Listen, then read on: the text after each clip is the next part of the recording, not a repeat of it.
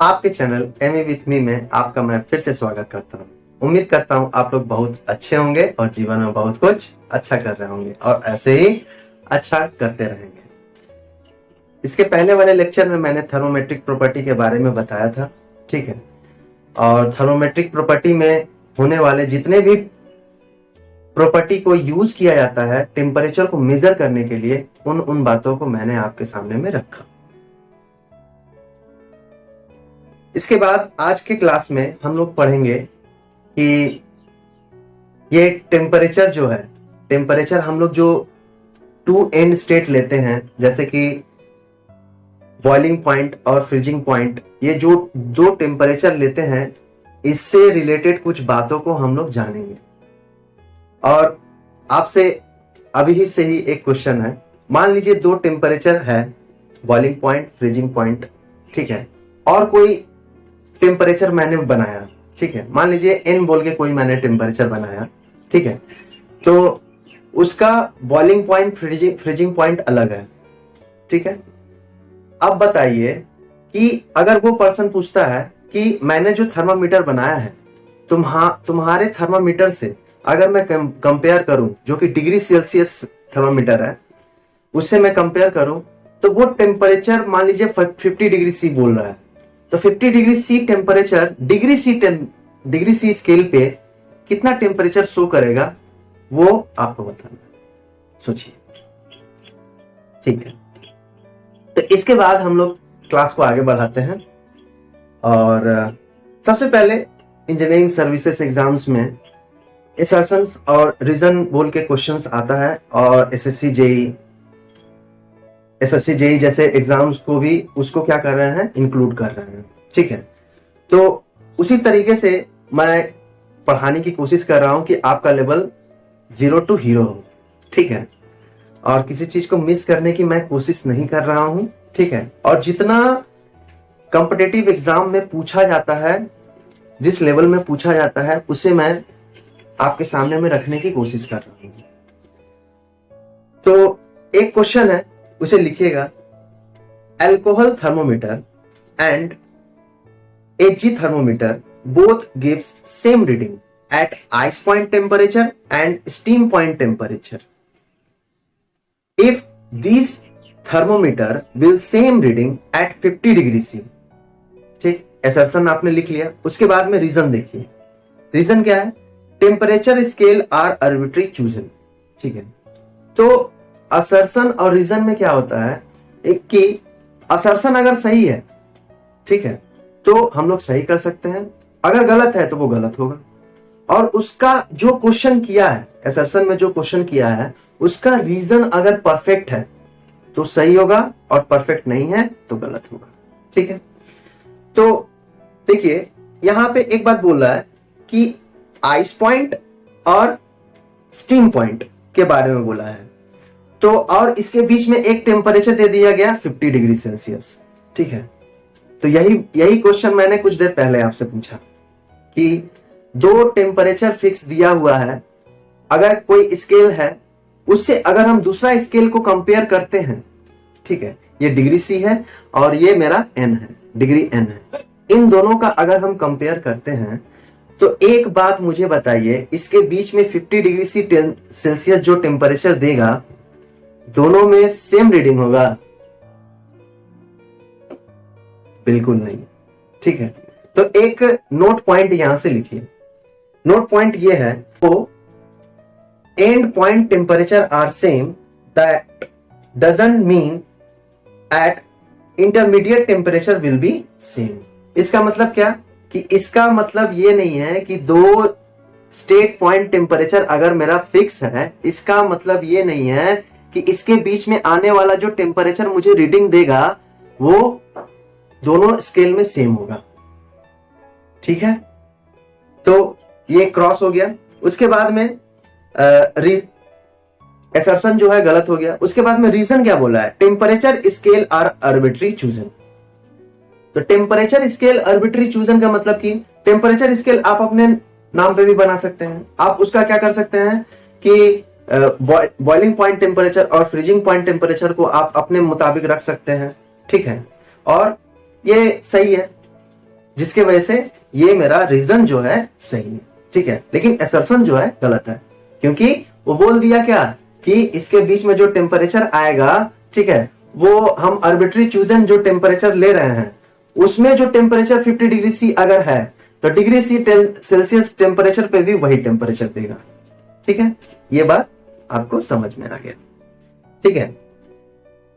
उसके बाद है, इसको मैं क्वेश्चंस में कर देता हूं, ठीक है। मान लीजिए डिग्री सी सेल्सियस टेम्परेचर है, ठीक है, तो उसका बॉइलिंग पॉइंट टेम्परेचर कितना है 100 डिग्री सी और फ्रीजिंग पॉइंट टेम्परेचर है 0 डिग्री सी, ठीक है। और आपने अपने नाम से कोई स्केल बना दिया, सपोज कीजिए नितेश बोल के, ठीक है। तो नितेश बोल के जो स्केल बनाया तो डिग्री एन बोल दिया आपने, ठीक है। उसका फ्रीजिंग पॉइंट टेम्परेचर नोट कर लीजिए -400 डिग्री एन और बॉइलिंग पॉइंट टेम्परेचर है 100 डिग्री एन, ठीक है। तो आप लोगों को यह बताना है कि 50 डिग्री एन पे मेरा डिग्री सी सेल्सियस टेम्परेचर पे कितना टेम्परेचर देगा, ठीक है, वो कितना रीडिंग को शो करेगा। चलिए मैं ही बता देता हूं। देखिए इसका प्रैक्टिकल व्यू भी बहुत बड़ा है, लेकिन एग्जाम पॉइंट ऑफ व्यू से मैं इसे पढ़ाने की कोशिश कर रहा हूं और इसमें एक शॉर्ट ट्रिक है, इस ट्रिक को पहले देखते हैं। ऐसे अगर जनरली निकालिएगा तो boiling point temperature, freezing point temperature, उन स्केल को क्या करना पड़ता है, इक्वेशन में कन्वर्ट करके उसको क्या करना पड़ता है, सॉल्व करना पड़ता है, ठीक है। लेकिन हम लोग कॉम्पिटिटिव लाइन में हैं, ठीक है। अगर मान लीजिए एक ही क्वेश्चन को अगर हम 10 मिनट लगा दें तो क्या हमारा एग्जाम निकलेगा? बिल्कुल नहीं निकलेगा। तो आते हैं, देखिए डिग्री सेल्सियस टेम्परेचर पे पहले ऊपर रखेंगे, एक टेम्परेचर को ऊपर रखते हैं, एक टेम्परेचर को नीचे रखते हैं, ठीक है। और इसके बीच में जो इंटरमीडिएट टेम्परेचर है एक लाइन यहां पे ड्रॉ करते हैं, मतलब 3 लाइन हम लोग ड्रॉ करेंगे, ठीक है। इस साइड में अगर हम बॉइलिंग पॉइंट रखते हैं तो बॉइलिंग पॉइंट ही रखेंगे और इस साइड में फ्रीजिंग पॉइंट रखते हैं तो फ्रीजिंग पॉइंट ही रखेंगे, ठीक है। अच्छा, तो सपोज कीजिए इस साइड में मैं बॉइलिंग पॉइंट को रख रहा हूं, तो बॉइलिंग पॉइंट यहां पे रख रहा हूं तो 100 डिग्री सी यहां पे है, ठीक है।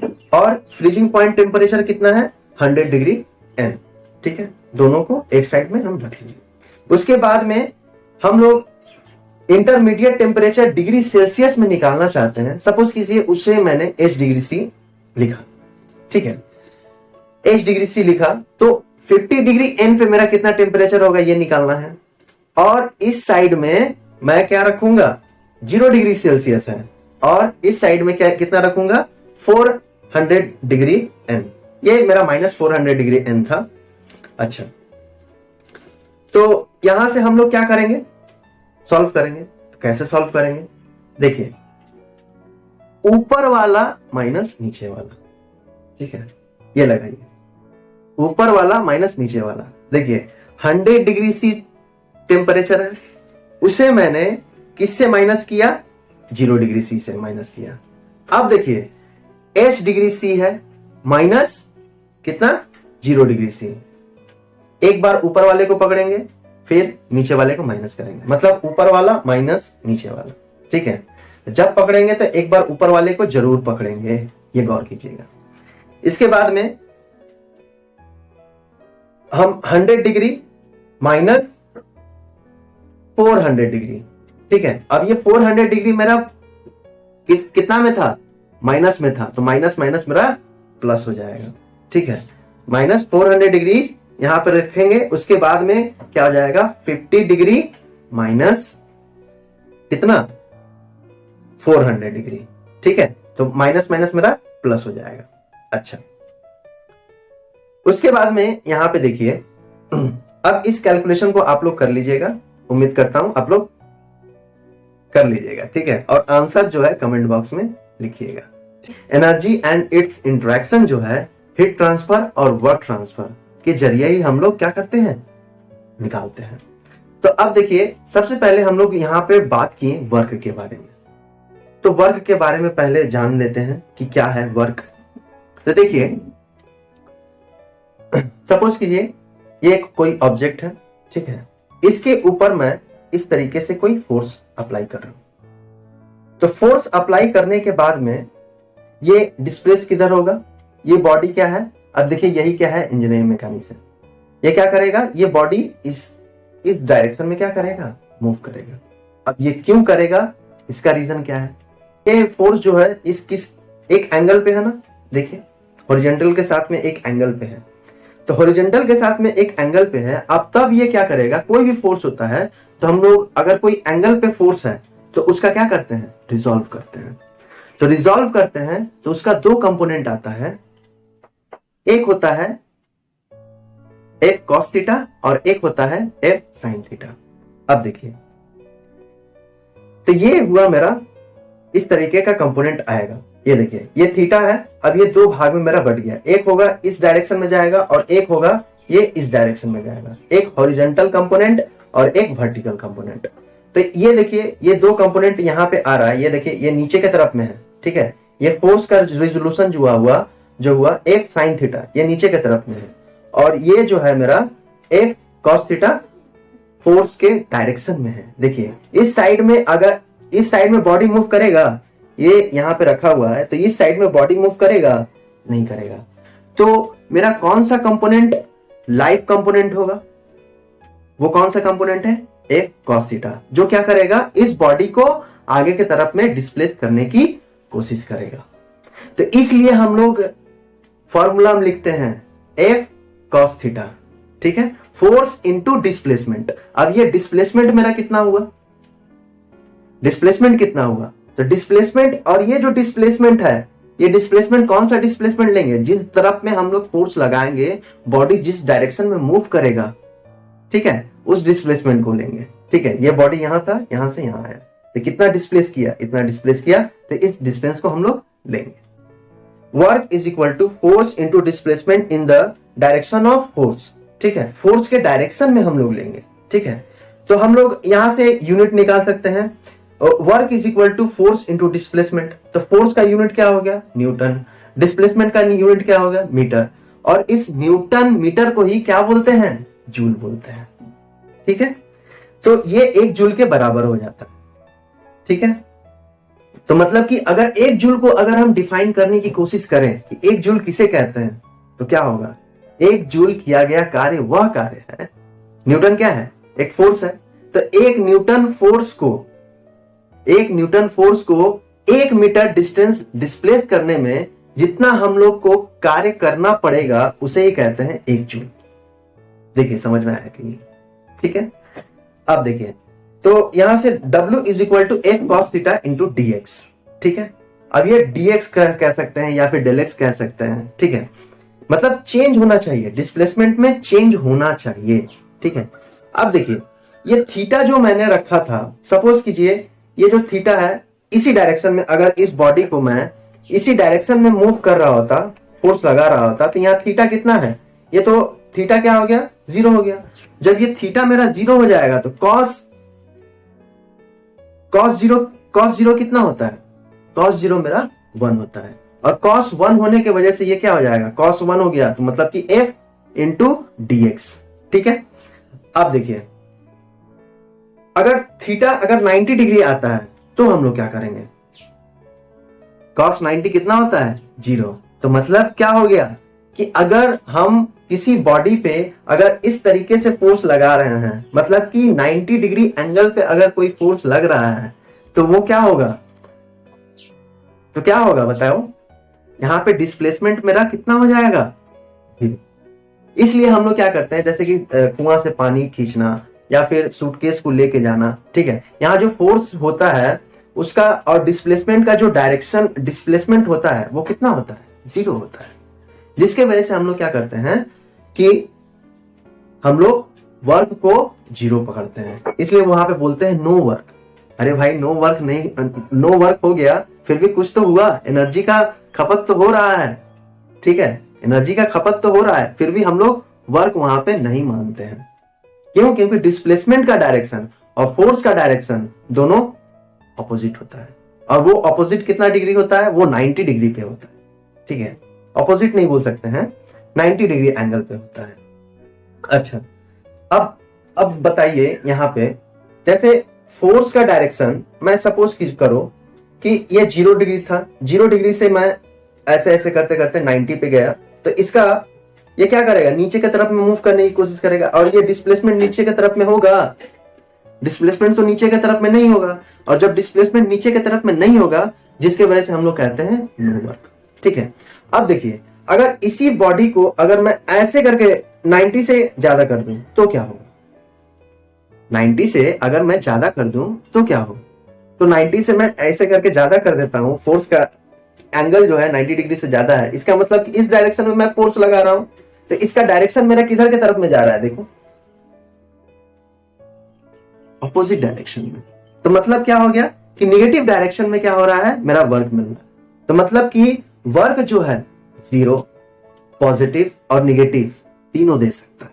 थर्मोडायनेमिक वर्क किसको कहते हैं, ठीक है, तो थर्मोडायनेमिक वर्क के बारे में पहले हम लोग समझते हैं। सपोज करो एक कोई मोटर है और उससे क्या है कि एक पुली ऐसे करके लगा हुआ है,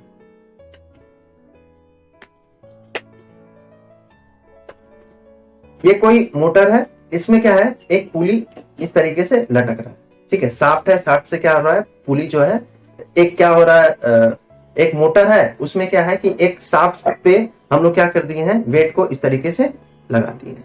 ठीक है, तो क्या होगा इस केस में, क्या होगा अगर यहां पे मैं सिस्टम बाउंड्री की बात करूं, अगर मैं यहां पे अगर सिस्टम बाउंड्री की बात करूं, तो मोटर मेरा अगर हम सिस्टम पकड़ते हैं तो क्या होगा उस केस में, मोटर सिस्टम पकड़ते हैं तो उस केस में क्या होगा, बिल्कुल सही, क्या सिस्टम बाउंड्री को वर्क जो हो रहा है सिस्टम बाउंड्री को क्रॉस कर रहा है, बिल्कुल सही, क्रॉस कर रहा है। अगर सिस्टम बाउंड्री को क्रॉस करता है तो उसको वर्क का होना हम लोग मानते हैं, ठीक है, इसलिए हम लोग बोलेंगे यहां पे थर्मोडायनेमिक वर्क हो रहा है, ठीक है। और थर्मोडायनेमिक वर्क में भी कौन सा वर्क हो रहा है, और वो है मोटर घूम रहा है, तो इलेक्ट्रिकल वर्क है, इलेक्ट्रिकल वर्क यहां पे हो रहा है, ठीक है। अब हम क्या कर रहे हैं, मोटर और बैटरी दोनों को ले रहे हैं, ठीक है, तो मोटर और बैटरी दोनों को जब हम ले रहे हैं तो यहां पे अब बताइए कि सिस्टम बाउंड्री को वर्क मेरा क्रॉस कर रहा है, बिल्कुल कर रहा है, वेट जो है या तो अप हो रहा है या तो डाउन हो रहा है, ठीक है। उसके बाद में अगर मैं पूरा इस सिस्टम को ही ले लूं, मोटर, ठीक है, और लोड, टोटल को मैं सिस्टम बाउंड्री अगर कंसीडर कर लूं तो यहां पे क्या होगा, बिल्कुल सही, यहां पे क्या होगा, नो वर्क का कंडीशन होगा। सपोज कीजिए मैं हूं, ठीक है, मैं आपको पढ़ा रहा हूं, समझाने की कोशिश कर रहा हूं। सपोज कीजिए ये क्या है, मेरा सिस्टम बाउंड्री है और ये मोबाइल है। अब एक बात बताइए, अगर आपको समझ में आ रहा है तो मैं जो ये पढ़ा रहा हूं तो उससे वो सफल है कि नहीं, बिल्कुल सफल है। और वो पढ़ाना अगर आपके समझ में नहीं आ रहा है तो क्या है, बिल्कुल सही, मतलब इस थर्मोडायनेमिक सिस्टम का अगर क्रॉस कर रहा है मेरा वर्क तो उसे वर्क माना जाएगा, और अगर क्रॉस नहीं कर पा रहा है, अगर आपको ये समझ में नहीं आ रहा है तो मतलब वर्क का नहीं होना कहा जाएगा, ठीक है। अब समझ में आ गया होगा, बिल्कुल। अब आ जाते हैं क्लोज सिस्टम वर्क के ऊपर में, या फिर नॉन फ्लो वर्क क्या होता है, ठीक है। हम क्या लेते हैं, एक पिस्टन सिलेंडर अरेंजमेंट लेते हैं, ठीक है, और उसके अंदर में क्या करते हैं, गैस वगैरह है, ठीक है, फ्यूल इंजेक्ट करते हैं, फ्यूल इंजेक्ट करने के बाद में उसको हम बर्न करते हैं। जब बर्न करेंगे तो एक बात बताइए मुझे, क्या ये पिस्टन क्या करेगा, ये इसके अंदर में है, ये पिस्टन क्या करेगा, इधर की तरफ में मूव करने की कोशिश करेगा कि नहीं, कैसे, क्यों, ये देखिए यहां मैंने एक बताया था, एक process, pressure, constant pressure process में क्या बताया था, पीछे वाले प्रोसेस में, हाँ बिल्कुल सही।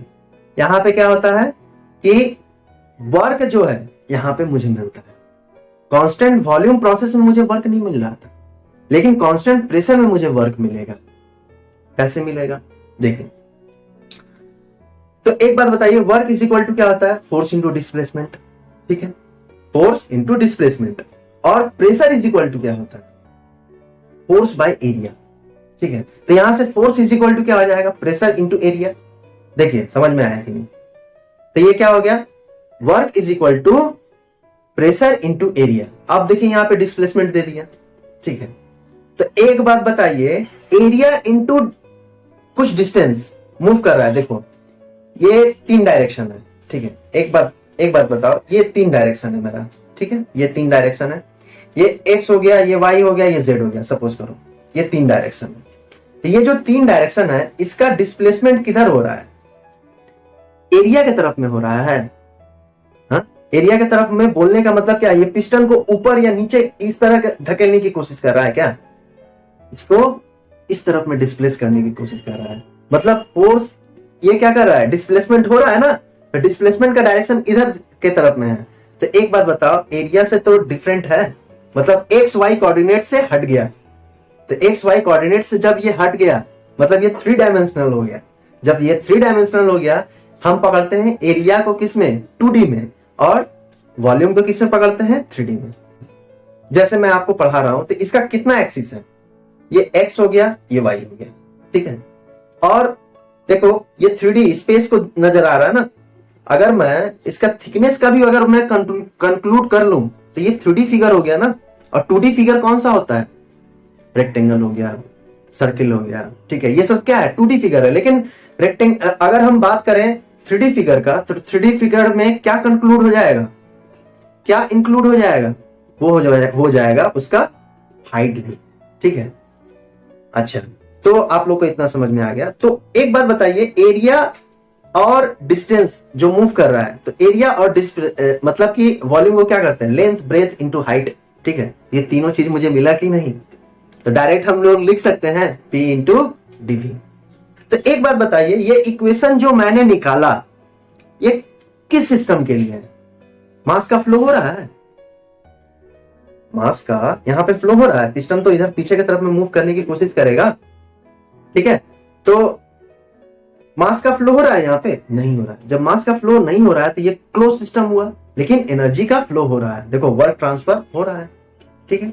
जब वर्क ट्रांसफर हो रहा है तो ये क्लोज सिस्टम वर्क है, ठीक है। अब यहां पे एक बात गौर कीजिए, प्रेशर कौन सा प्रॉपर्टी है, सोचिए, मैं पढ़ा चुका हूं, प्रेशर कौन सा प्रॉपर्टी है, बोलिए, इंटेंसिव प्रॉपर्टी है, ठीक है।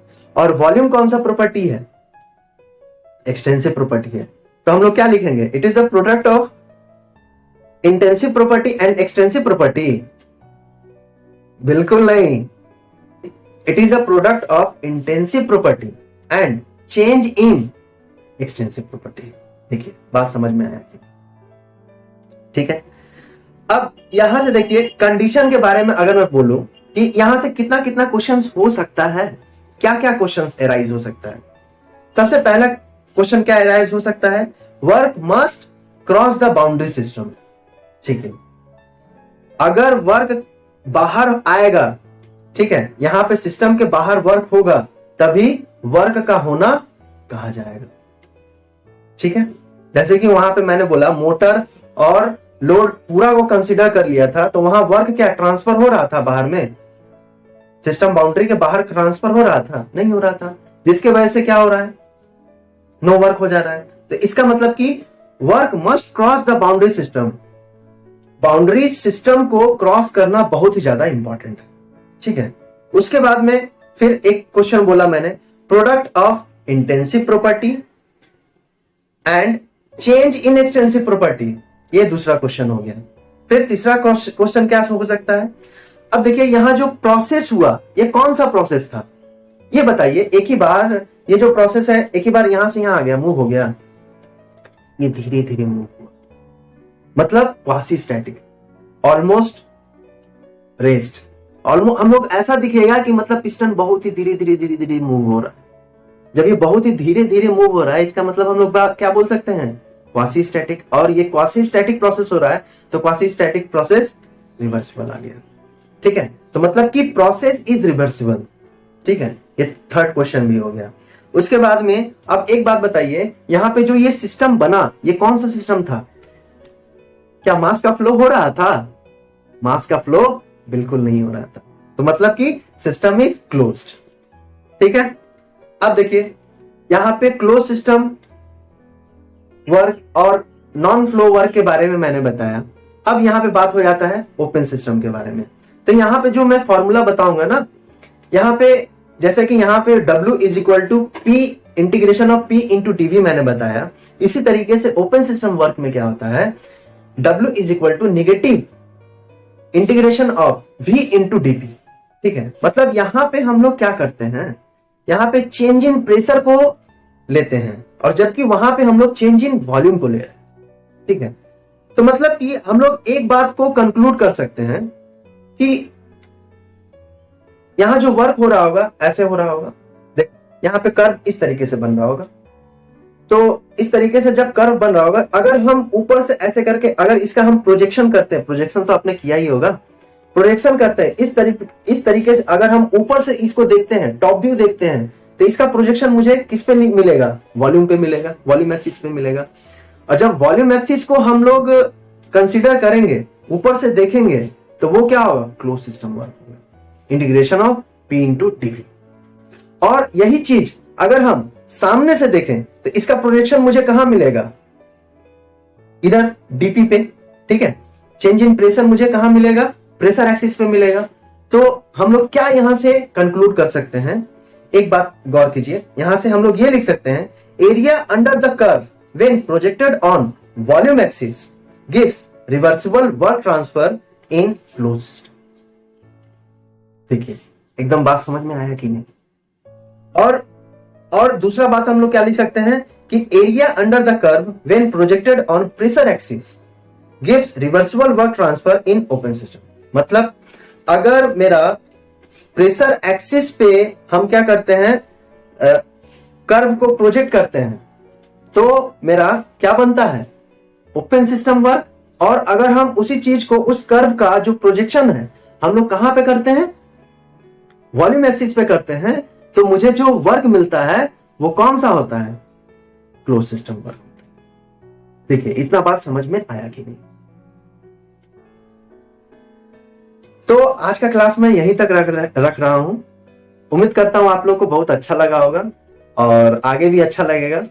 मैं अपना 100% देने की कोशिश करूंगा, आप भी समझने की कोशिश कीजिएगा और आपको ऐसा नहीं लगेगा कि ये बिल्कुल थ्योरेटिकल चल रहा है, एकदम प्रैक्टिकल व्यू में आपको मैं बताने की कोशिश करूंगा। ठीक है, थोड़ा सा टेक्नोलॉजी को इन्वॉल्व होने दीजिए और तब और मजा आएगा। टेंशन मत लीजिए, धीरे धीरे सब होगा, लेकिन मेरा जो मेहनत है उसमें कोई कमी नहीं रहेगा। ठीक है, ठीक है, चलिए फिर मिलते हैं। अपना ध्यान रखिए, खुश रहिए और खुशी बांटते रहिए। चलिए, टेक केयर।